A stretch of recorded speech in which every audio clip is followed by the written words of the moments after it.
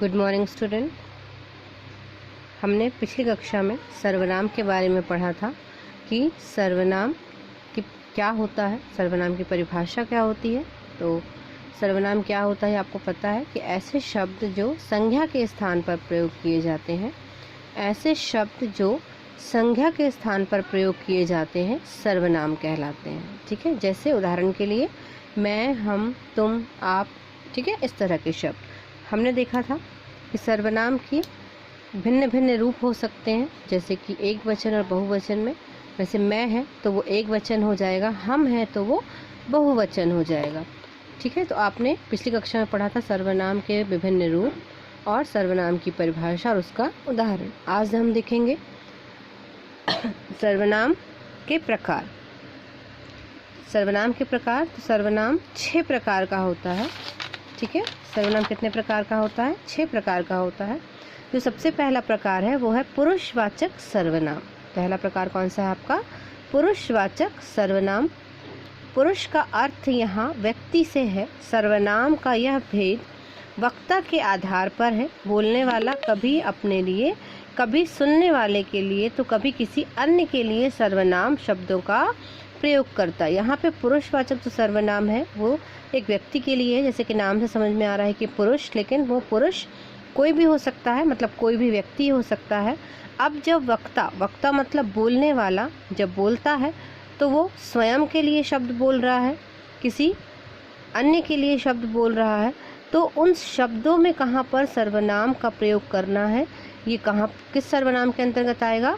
पुरुषवाचक सर्वनाम के अंतर्गत आएगा। क्लियर है? फिर से देखिए एक बार। पुरुष का अर्थ यहाँ व्यक्ति से है। सर्वनाम का यह भेद वक्ता के आधार पर है। बोलने वाला कभी अपने लिए, कभी सुनने वाले के लिए, तो कभी किसी अन्य के लिए सर्वनाम शब्दों का प्रयोग करता है। अब उदाहरण के लिए देख लेते हैं कैसा है उदाहरण इसका।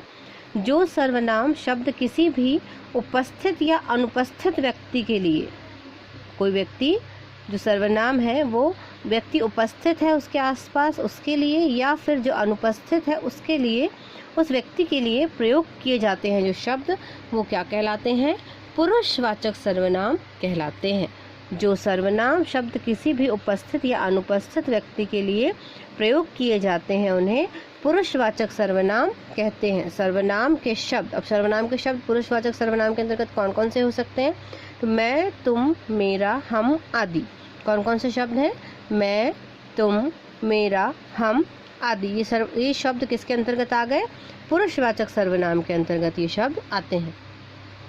उदाहरण के लिए देखिए, मैं अभी पढ़ रहा हूँ, उन्हें खेलने दो। मैं अभी पढ़ रहा हूँ, उन्हें खेलने दो।